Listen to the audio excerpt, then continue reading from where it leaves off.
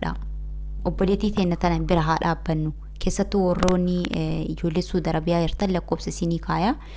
Dawwaluudhaan dubbisaa deettuudha. Daa'ima haraashii ji'a takka oota ji'a takka qabattee kan isin karaarratti baatee jirtu jechuudha.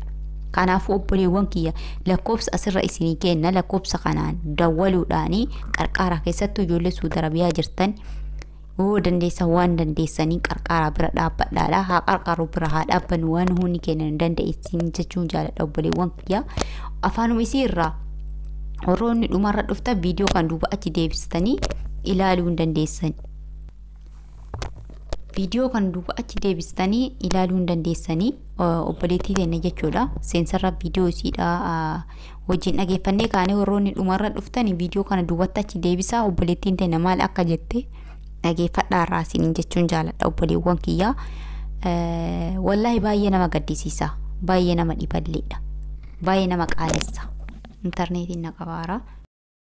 Obboleewwan kiyya warroonni keessattuu Suudi Arabiyaa keessa jirtanii lakkoofsa isiniin maxxansaa dawwaluudha. Obboleettii tana bira haa dhaabbannu hundumtuu kawaa qarqaaruu dandeessan qarqaaruudhaan kan qarqaaruu hin dandeenyu du'aayiidhaan bira dhaabbadhaadha isiniin jedha obboleettii teenya.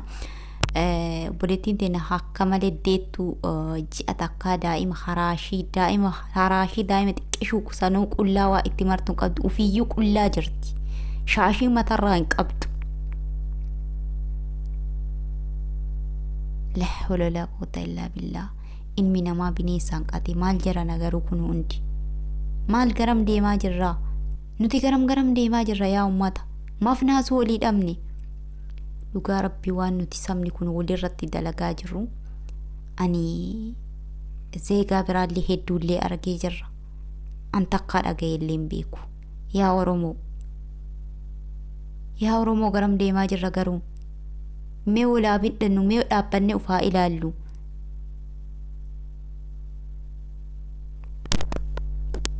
Wallahi baay'ee waan akkaan haasa'uu dubbachuufuu nama jibbisiisuudha. Hundaafuu Rabbiin obboleettii teenya fayyaa haa kennu. Obboleettiin teenya tun deettuudha. Kunuunsa barbaachisti. Silaa qilleessuun barbaachisu akka naqamu. Isiin har'a qullaa jirti. Daa'ima haraashii daa'imni isiin harkaa qabdu qullaa jirti. Isiin qullaa jirti. Matarraa iskarbii marattu matarraan qabdu waan akka koofiyyaa wayii akkuma argita akkuma waliin laala viidiyoo wajjin daawwanne warroonni dhumarra dhufta viidiyoo duubatti achi deebisaa ilaala. Akkanatti jirti jechuudha. Obboleewwan keenya keessatti warroonni Suudi Arabiyaa jirtan waan qabdan waan dandeessanii qarqara bira dhaabbadhaadha. Waan Suudi Arabiyaa qofa osoo ta'an biyyoota biraarraallee qarqaruu dandeenya waan dandeenyu bira ni dhaabbanna.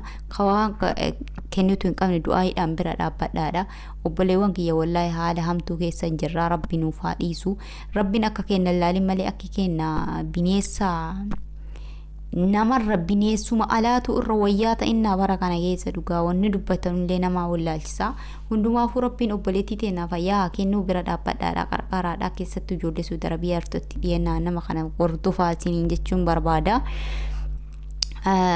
Lakkoofsa isiniin maxxansa asirratti jechuudha. Asirra isiniif kaayaa hin argitan seensarratti inshaallah.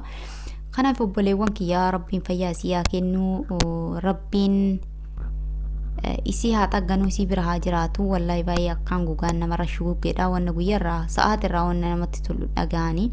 Inshaallah Rabbiin nuuf haa jijjiiratu gahee nuunaa jedhu. Wallahi yaa ummata kiyyaa gahee nuunaa jedhu baay'ee nama ta'uu keetitti illee gisee tokko gisee of jibbitu jira jechuudha. Kanaafuu obboleewwan kee viidiyoo isin irratti hin dheeressu. Inshaallah hamma viidiyoo biraatti walitti deebinutti nagaatti naa tura. Jecha kiyya keessatti hoo qeequmsi jiraatu wanti isin muufachiisu jiraate ijaaf qalbiirraa na hambisaadha. Komii fi waan qeequmsa qabdan koomentii jalatti naaf kaayaa isiniin jechuun jaaladha obboleewwan kiyya. Isin jaaladha isin kabajaa bakkuma jirtan nagaa biraamanni Rabbi kan dhuma qabne isin bira naa haa jiraatu. Isiniin jedha Rabbiin ija raamataati isinaa ilaalu. Rabbiin waliif kadhadhaa du'aa waliif kadhadhaa isiniin jechuu barbaada. Assalaamu alaykum warahmatullaahi wabarakaatuh.